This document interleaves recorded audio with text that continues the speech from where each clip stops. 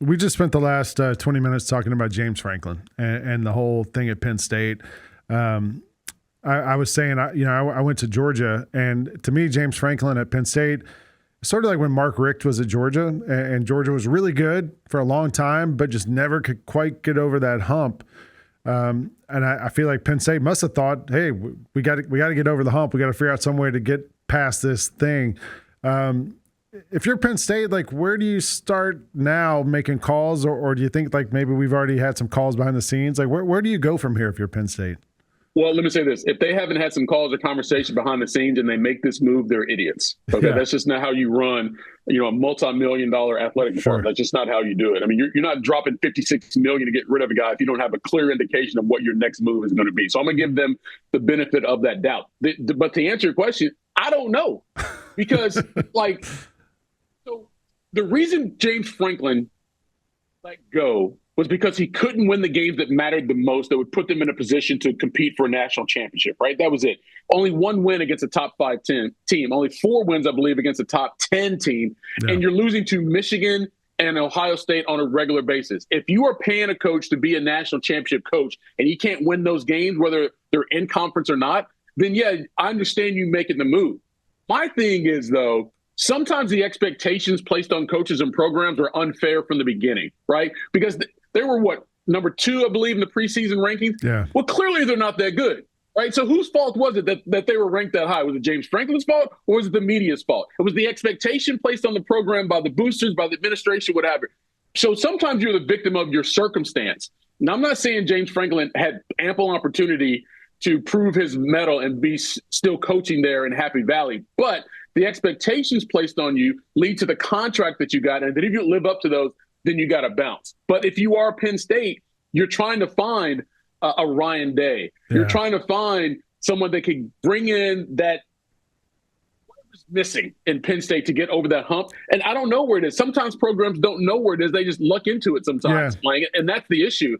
In this day and age of big-time college sports, you're paying a lot of money, and oftentimes you're guessing when you're giving that money out. Yeah, I mean, and I guess that's the question then. Like, if you're Penn State, like, what should or should we have championship expectations? I saw a quote from the athletic director on the press release when they released James Franklin, and it said something about we have the highest expectations for our program, and they haven't won a title since 1986. Right. So why should they have those expectations? Like, I don't understand. Yeah, right? Me too. That's my question. I was like maybe the expectation should be 10-2 every year, 9-3, something like that. I don't know. You are Penn State, and you do have a tradition. But to your point, when was the last time you did the thing that you think you should do all the time? Right? Because that's who you are currently. It's not who you were. It's who you are currently. You're not Ohio State. You're not Michigan. In fact, you've never been those programs, even when you won national championships. And that's not a diss. Yes. There's nothing wrong with the tradition that Penn State has. But sometimes the expectation of getting something at a long time ago that you think you should have now perennially, it's just, it doesn't make sense. Yeah. And to flip it around now, look, I went to Georgia. We were that Mark Richt team for a really long time. And then all of a sudden you win back-to-back titles. And now the expectation is, well, we got to win a title every year. Like, the fans have totally gone the other direction with this now. And like, when you struggle against an Auburn, people are like, oh, no, here we go. When you lose a game early in the season, it's the opposite of all that. And now you get this sort of expectation of that you have to be great or else we're all out. I know you're a Kentucky guy. And Kentucky had that run a couple of years ago where all of a sudden you're like, all right, we're kind of at the top now of the SEC. You're, hanging around the top third of the SEC rankings, that kind of thing. Everybody's like, Mark Stoops might be the guy. Now it feels like it's kind of bounced the other way there. And I don't know, like, is the expectation of Kentucky changed now, or is it kind of like, well, this is sort of what we thought we were? Well, my issue has been that, Grant, I'll never take hope away from fans. Sure. But I will try to temper expectations.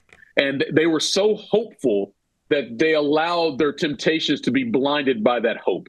Right. And so you can't necessarily be what you're not until you are. And the issue for Mark Stoops, quite honestly, is that he is being paid as one of those coaches that should have his team in the conversation of making the playoff. And that's been nowhere near the case since he's been there. And so he's battling not only the expectations, but also the value of his contract. And for Kentucky fans, just because you want something really bad doesn't mean you're going to get it whenever you want it. And it has to be something that is built. And for whatever reason in Kentucky, as it relates to our football program, we simply can't build that on a consistent basis. Other programs have been able to do it at certain times. Like Northwestern was good for a while. They even beat Penn State. Now all of a sudden Indiana is good in football. Like that was one of the games on our calendar as Kentucky fans we would circle as a W when we played the Hoosiers. Now they're in the top 5. And so as a Kentucky fan, like, wait, how can these other programs do it as much, if not more money, and we can't do it? And that's what Mark Stoops is facing right now as it relates to his job future. Yeah, I mean, but you see that, like, it's sort of like the same thing as Penn State. Like, you throw all this money at us, like, money ain't going to fix the problem, right? Like, you can throw as much money as you want at it, but like, hey, think about it. If you've owned a house or you've renovated a car, just because you have the money, you throw the money into it, doesn't mean you're going to do it right. Doesn't mean you're going to pick the right mechanic. Doesn't mean you're going to pick the right contractor. You have to be diligent about your process here and find the most qualified person. And sometimes you make the best decision and it still doesn't work out, man. That's life. Yeah. But the more money you put into it, the more expectation you have, and thus the bigger disappointment you have. And that's why Penn State fans are feeling some type of way right now.